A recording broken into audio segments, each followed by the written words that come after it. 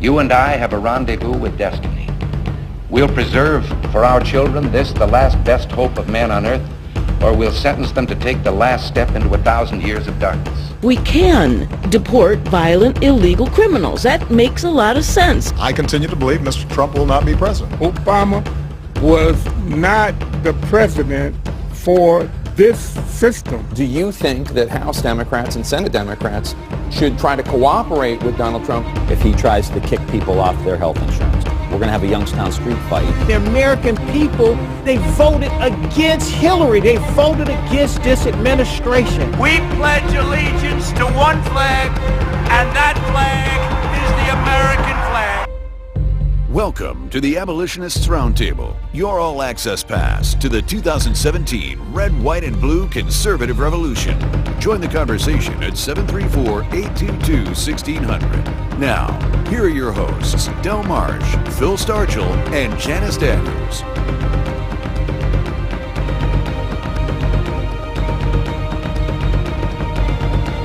All right, great. Good morning. Greetings, listeners. Welcome to the Abolitionist Roundtable. We got a lot of work to do this morning. We have a lot of work to do this morning. The Democrats, the media, the deep state, which is the intelligence, in addition to what Phil been saying. I don't know if you've been listening. Phil been talking about the other branch, how they're going through our court systems. They're right now in panic mode, and they're coming up with every. Folks, we're living in a 24/7 propaganda news cycle right now, and that's what it is, a 24-hour propaganda news cycle. And so it's about doing whatever they can to minimize the Trump administration, even with false information. I'm talking about literally using false information. I'm talking about, I was reading an article. And at the end of the article, they tried to connect the dots about everything that this collusion between Trump and the Kremlin or the Russians. And at the end, they also, what the article said, they still haven't found any information, but they're looking for it. So again, this is all a witch hunt. Again, this is all about grind. This is to grind down the American people. It's to get you tired. It's to get you to back away from Trump. It's to get you to move away your support for Trump. It's about stealing something from somebody that was done through the legal process, the legislative process. And so, but the Democrats are so unhappy, folks, with the results of this. I mean, they are so unhappy right now that what they're doing is they're calling for. They're calling, and here, I'm going to read this. This is from the New York Times. The New York Times says that Democrat leaders try to slow down call to impeachment. Well, why are they slowing down this call for impeachment? Let me read one more. Democrats walk a tightrope on impeachment. Now, we know, we hear Maxine Waters out there all the time with impeach him. But when people ask her specifics about the information or specifics on what ground, she don't have any at all. And she say that that's why we need to have a special investigation so that we can look into it. Again, still looking into it. Wait a minute, we've been looking into this field for over a year now. Yes. And so they still want us to look into it. So again, here. This is from I don't know this. I can't read this where this article is from. I'm gonna just give you some headlines. It says worried about fallout Democrat polls to they want to poll test this impeachment right now. And what I mean, and so that's why they want to slow this process down right now. They want to poll test. They want to have a town hall with the American people. They want to find out will this hurt them in 2018. Okay, because they have about 10. I think it's around 10 or 12 congressional areas that are very vulnerable right now. That Trump won, and they want to see if they put this impeachment out there, will it help them? Will it hurt them? Now, of course, they know that old crazy Maxine, she out there with her own talking points. Because some of the liberal media now have made her, the standard bearer of their propaganda machine.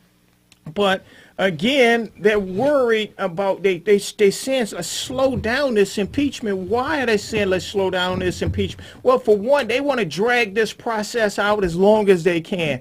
They want a 24-hour. They want you to get tired of seeing this.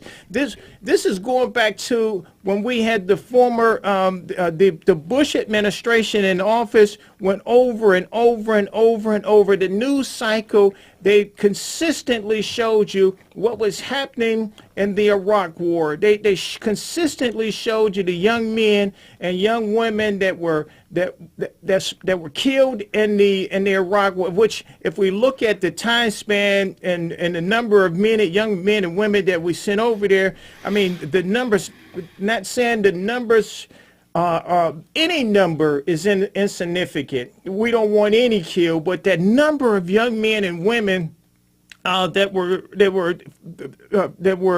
lost their lives for fighting for freedom. Now, I wouldn't suggest us sitting over there fighting for freedom for nobody in the Middle East. I don't want no boots on the ground. I don't really want to participate too much in it.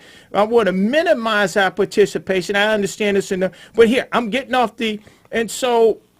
But this is what they doing. What they did with President Bush, they saw that they were very, very effective. Phil, with that propaganda, 24 hours consistency with the same story over and over. Now, with Trump, they still staying consistent, and so they want to slow this down because they want to drag this out. They want you to get so tired of this that they want you. They're gonna ask you. They want you to help them with this suggestion. They want the American people to help with the suggestion that maybe we should remove President Trump.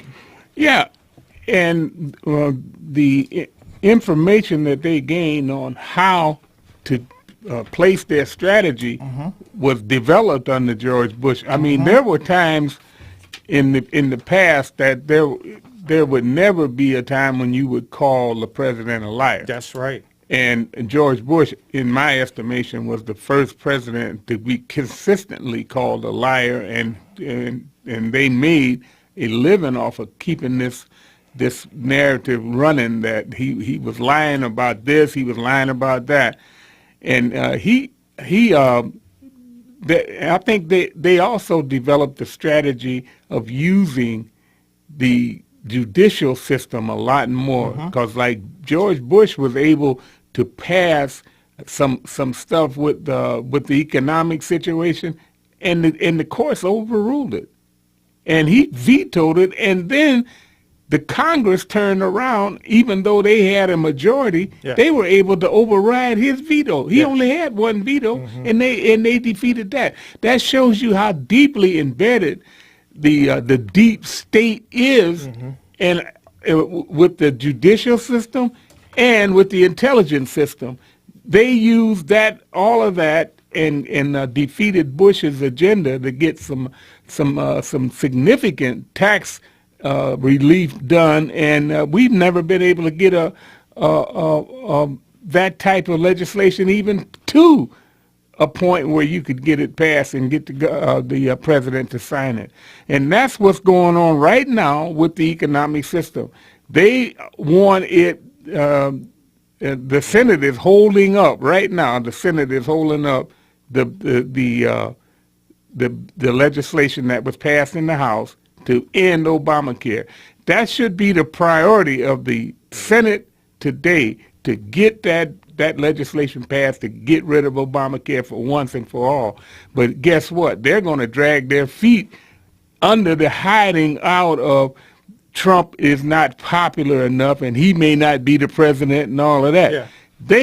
We need to, as people, we need to put the pressure on them that they're not going to disrupt this agenda, not because we like President Trump so much, but because it's the correct thing to do. The legislation that is proposed should not go into the Senate and die out. There should be a concerted effort right now, since everybody believes that this appointment of a special prosecutor is going to mellow things down and get things back on track. Right now, the Senate and the House, if they control things, and they do, they need to get busy, and the people of this country need to tell them they better get some legislation passed and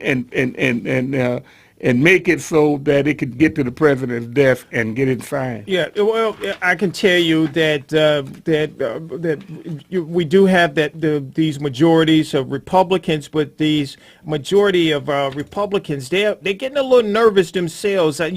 There's whispers out there. And again, that's what we talked. Yeah, what you said about the deep state. Yeah. That shows you that the Democrats feel as though, regardless of who controls the presidency, who controls the Senate, and who controls the House, the Democrat Party controls Washington, D.C., because that's where the deep state exists. Yeah. The bureaucracy of this government, that's the swamp that Trump talked about draining. Well, here, I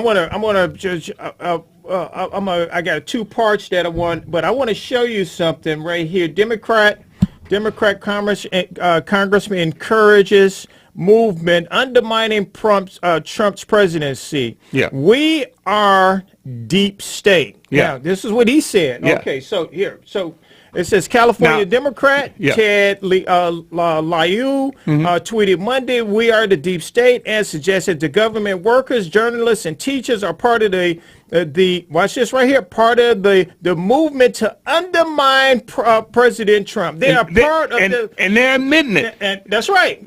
And so he encouraging this. Yep. Now this is a sitting congressman encouraging, and that's encouraging insurrection. Insurrection, absolutely undermining the duly established and duly voted for president and regardless government. Of how you feel about the person. This is going way too far for when we have I believe that if any incident happened from the result of this congressman making a call for this right here, if anybody is hurt and if anybody their lives have been threatened in any way, he should be personally charged. Yeah. Personally charged for what he did. Derek, we're going to go to a break right now. We're going to get to our calls, but before I go to a break, I want to just say that this is from the Daily Caller. Violence and intimidation against Republicans are becoming the new norm. So Republicans are being intimidated. The resistance to Democrats, Obama's underground resistance are all a part of intimidating Republicans. And so right now, Republicans are timid right now. It's whispers right now going around in Washington that what Republicans saying maybe we should we have to be, I don't know if we should abandon him or be concerned about our own congressional districts. But what they've done is they've already abandoned him, because once you start to talk about whether or not you should obey the law, then you've abandoned law. Yeah. Because what they're saying is that we are going to just ignore the fact that this man is the president and all of his, every appointment, every judge, everything. It's all challenged. All it's going to be They're all saying challenged. that, and not just them are going to be challenged, but I heard that not only do they want to challenge him, they want every Republican that's also been elected during that time that he was elected also. They want to try to collude this as this was all part of what he did. It also rolled into helping Republicans get elected too. So it's a real propaganda. So hold on just a minute. Hold that thought. Derek, let's go to a break for a minute. And we're going to continue with this because we still got some things we want to unveil about this. And now back to the Abolitionists Roundtable. Patriotic Black American conservatism, leading the charge and advancing the 4%. Back to your hosts, Del and Phil. All right, we're back, folks. Thank you for joining the Abolitionist Roundtable. Okay, here, let me do my, I didn't even start it off with my Civil War question. And, okay, so here, this is our Civil War question for the morning. And it says that, all right, and the first question, Civil War question, we still have some of our Abolitionist Roundtable Walk for Life T-shirts, and we want to also, so you can be a part of winning one of those Abolitionist Round T-shirt Walk for Life T-shirts. What advantage did the Confederate Army have over the Union Army? Okay, so again, let me just say this right here. Let me say the question again. What advantage did the Confederate, which are the Democrats, the Confederate Army, the Democrat Army, have over the Union Army? The Union Army was the Republican Army. Now, first answer, the Confederate Army had more soldiers. The Confederate, in the second one, number two, the Confederate Army had more territory. Number three, the Confederate Army had better generals. Number four, the Confederate States had a stronger manufacturing base. All right, so pick one of those four. Number one, the Confederate Army had more soldiers. Number two, the Confederate Army had more territory. And number three, the Confederate Army had better generals. Number four, the Confederate States had a stronger manufacturing base. All right, so here, let's get to a call, but I want to, we still want to develop this, our story of, here, folks, we just recently, me and Phil was on the break, we was talking about how just recently Jeb Bush, now, you know, he ran for president, never had a chance. He never had a chance. You know why? His name was Bush. He's not a king. You're not entitled to something. But then he believe he's entitled to something. He think that he know better because Jeb Bush, he said, I predicted that there was going to be a chaos, that Trump was going to be a chaos president. You didn't predict that. He's not a chaos president. What's chaos right now that's going on, and that's why he has no credibility right now. He can never run for president again, because I'm going to remind him of this right here. You said that it's Trump with the chaos. Mm-hmm. It's not him with the chaos at all. Well, the reason why there's chaos is that one party believes that is the way to discredit not only the man, but the ideas of the whole country. Yeah.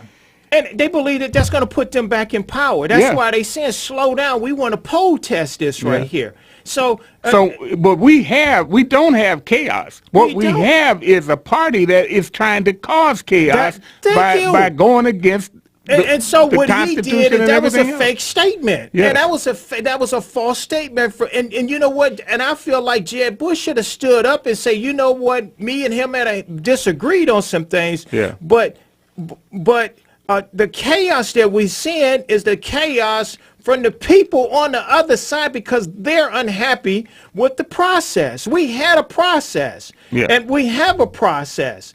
And if you don't like that process, every 2 years and 4 years, you have an opportunity again to challenge that person. But you know, but the Democrats believe that they can remove. Phil, it's people out there in the resistance movement, but that believe that we can take down. They can remove Trump. They want to take him out in handcuffs. Yeah. They can remove for just allegations, nothing concrete, but they can have him removed. Now they'll try to install Pence. They're going to shout down, we don't want Pence. You know, it would riot every day. They would protest every day. They believe that we should have, they want some kind of special election and turn around and put the crime family back in here. That's what they really believe that we can do. And that's what the Democrats are alluding to these people that we can do. So here, let's go. Let's see here. We have Bruce from Grosse Pointe on line 1. Good morning, Bruce. Yeah, good morning, guys. I think the answer is number 3. At Better Generals. Oh boy, look at you! I hope you didn't look it up on your phone. No, I didn't. I've seen enough Civil War movies Bruce. to know. We have your address, Bruce. So the Abolitionist Roundtable Walk for Life T-shirt will be on its way. Go ahead. Okay, how about, why don't you guys hold that for me for Friday night? You'll be at the banquet, right? We will. All right. Okay, great.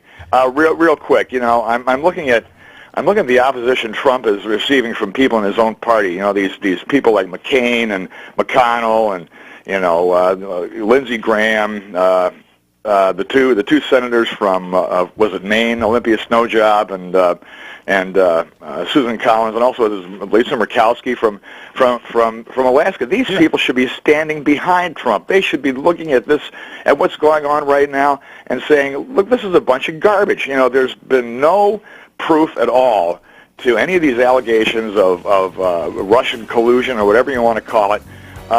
Did they affect? Okay, Bruce, hold on. Did they hack the ballot boxes? That type of thing. The Russians didn't do that. And in fact, wasn't it the Democrats who refused to let the FBI go into the database? Wasn't it them? Bruce, hold on just a minute. We're going to hold you on the other side of the break. We're going to let you finish that thought. Give us a call, 734-822-1600. We'll see you on the other side of the break.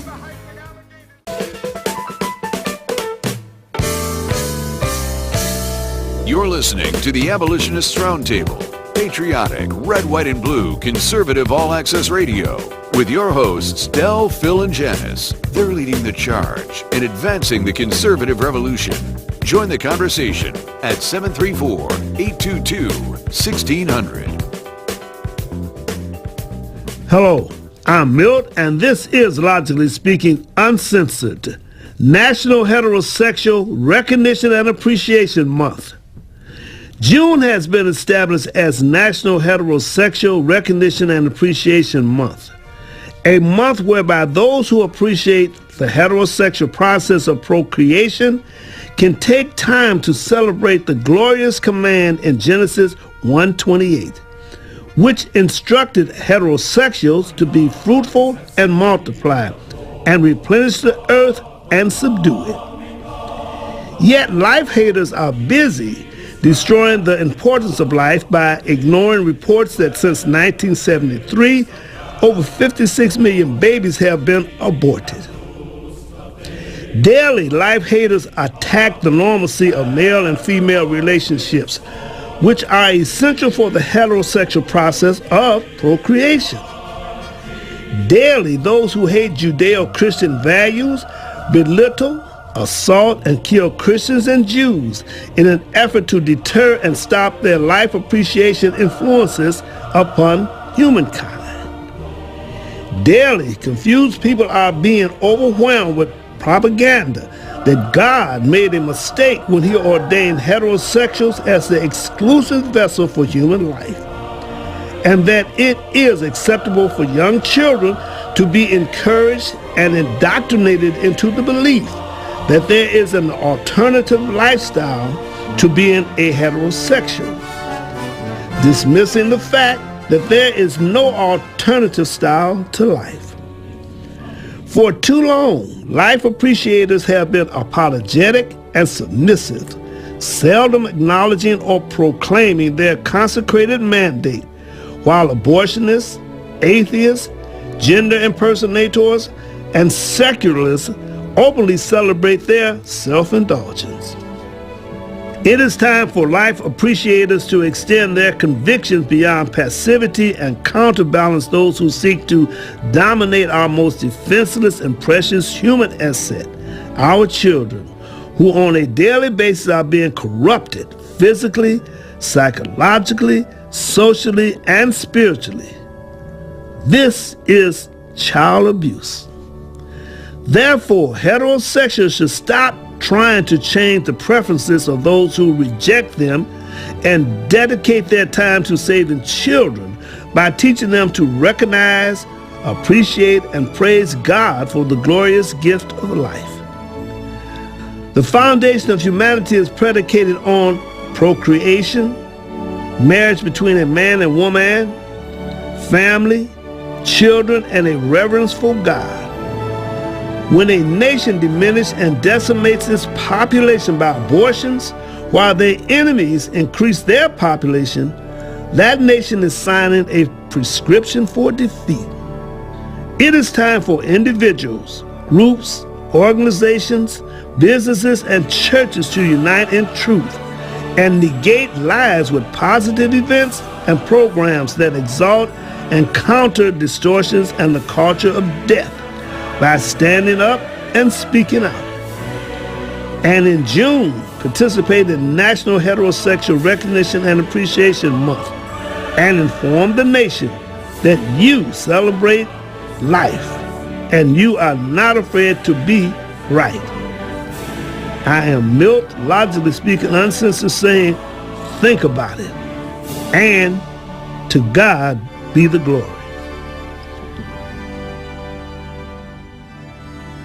Milt, man, was that awesome? Come on. We folks, in the first place, why do we have to even have a National Heterosexual Recognition and Appreciation Month? Because these fools out here, the same fools we're fighting against right now, these fools think that they can change marriage from the design. They didn't design it. They did not design it, but they believe that they can change it. And again, it's about remaking America. It's about grinding us down. But here, all right, Phil. So Phil had something over the break that he was talking to, and then we're going to get back to Bruce and let him finish up. We have a loaded board, so we got to keep it. We're going to have to keep it moving kind of quick. The whole idea is for the Democrats to keep chaos going and keep any kind of success from the Trump administration. Yes. Now what we got is our Republican congressmen and senators are hunkered down. They don't want to risk anything that might put them out there. But I'm going to suggest to you that we, the people, have to act. Yeah. We have to tell these guys what we want and make them do it. Right. First on my list is we got to get that legislation through to build that wall. Yeah. All right, here. So I'm just going to read a headline. This is from the McCarthy D.C. Bureau.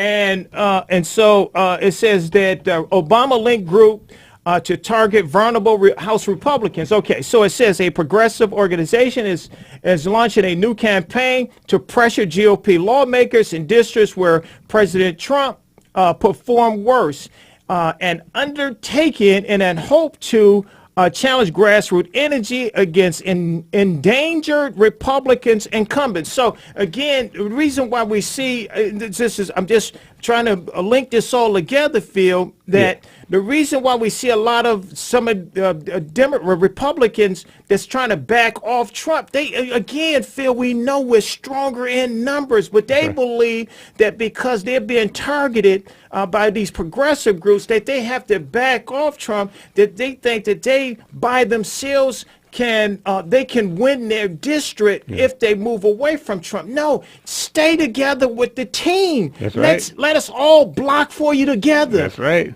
And even though they attack you, even though they're gonna come and try to challenge you, if you still stay behind the team, we'll block for you. Well, one of the things that they've got, they are more afraid of the Democrats than they are of their own Republican Party. Now, what I'm telling you is that the constituents in their districts, I'd let them know that if you get to want to favor what you consider yourself to be vulnerable, then we are going to really make you vulnerable. We're going to primary you and throw you out of there, if nothing else. So you ain't going to have to worry about being afraid of the Democrats. You better be afraid of us. Yeah, okay. All right, so here, Phil. All right, let's go back to Bruce. All right, Bruce, I'll let you go ahead and continue, but unfortunately, we got to cut it short because we got a loaded board now. So go ahead and finish up your thought. Well, Phil's point is very well taken. You know, you look at every time that even you hear of even a syllable of the two words government shutdown, the Republicans go into a full-blown panic. You know, and the thing is, every time there's been a government shutdown, what's followed? An election where the Republicans have rolled the Democrats. That's exactly right. Every time. And the thing is, it's got to be the Democrats are the ones that are going to be shutting the government down. Yes. Yeah. You know, they're trying to shut it down right now. You know, other than the fact that the government shut down right now over the weekend. Because they know it's a point that you know, works. But again, you've the threat from within the Republican Party comes from its own ranks. Again, these rhinos. You know, and there's in the Senate, and there's a lot of them in the House of Representatives. Don't forget, guys, during the campaign, Paul Ryan said he would not support Donald Trump, and and I do not trust this man at all. I don't care what Bill Bennett says. This guy, you know, is this guy's a piece of work, Ryan. And you're right, Phil. If Ryan's not going to take the lead, stand up there and say, hey, look, you know, we've got to support Trump all the way. You know, then he deserves to be primaried. Every Republican in the House deserves to be primaried who is not going to play along and get this agenda passed. All right, thank you very much, Bruce. We got to keep it moving. You're welcome. Care, all right, take care. All right, we're going to go to Gary from Roseville. Good morning, Gary. Oh yeah, good morning, Del and Phil. Great morning. Yeah, you put all this together. You put this impeachment stuff. That's right. We're trying to put it all together. You know, you put this Russian thing all together. You know, the only thing left is to make up proof, make up evidence. Just make it up. They are making it up. There's nothing there. Right. Matter of there's fact, nothing there. Hold on just a minute. Hold on a minute. Derek, I want you to go ahead. This is an exchange of Maxine Waters. She was on Morning Joe, and I'm going to show you that there's no evidence there, and so they just make it up as they go along. Go ahead, Derek, please. I want to define what you mean by collusion, because what you're talking about seems more circumstantial to me. Bank records, perhaps contacts that were of nebulous nature. Who knows why Flynn was talking to the Russian ambassador? It could have been, it seems to have been about sanctions. Collusion to me is very specific. It means that the Russian government or actors within were trying to elect Donald Trump. But I want to know what collusion means to you, because that seems to be the standard by which you're saying he should be impeached. Yes, absolutely. I am talking about strategies that were developed working with the Trump campaign. I really do believe that much of what you saw coming out of Trump's mouth was a play from Putin's playbook. I think that when you saw him absolutely calling Hillary crooked, the lock her up, all of that was developed. I think that was Hold on just a minute. Hold that. We're going to continue.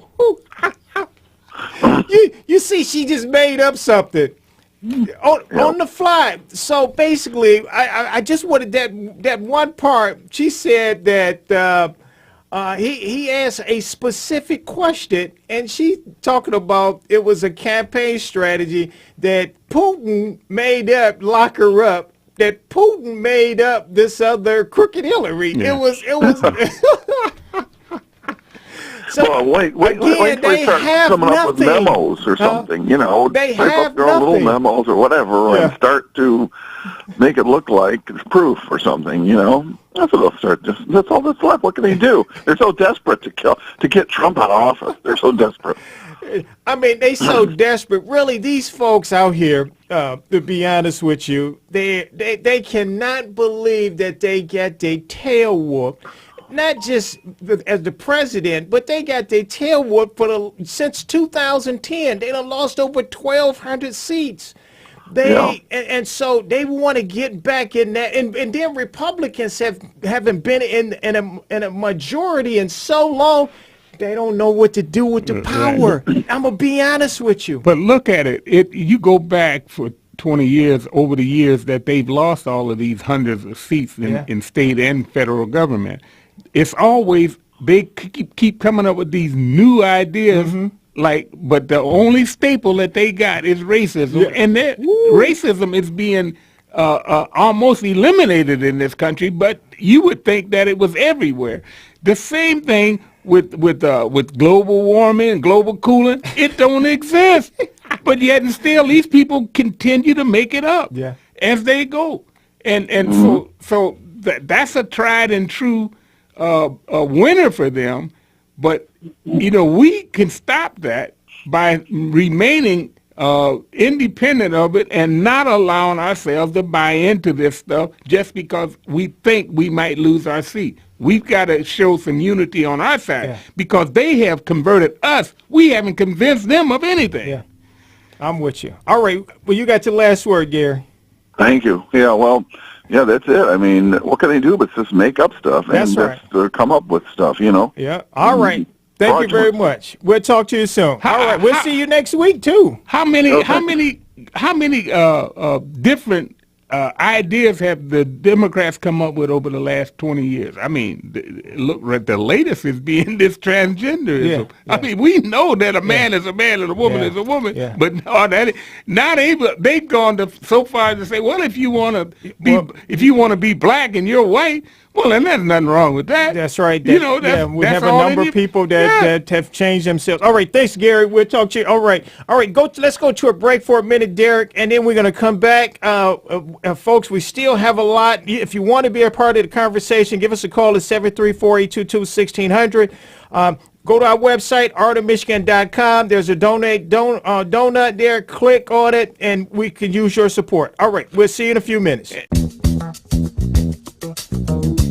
This is the Abolitionists Roundtable on WAAM TALK1600. Join in the conversation at 734-822-1600. And now, back to your hosts, Del and Phil.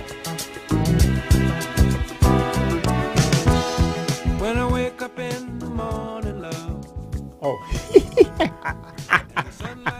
All right, folks, thank you for joining the Abolitionist Roundtable.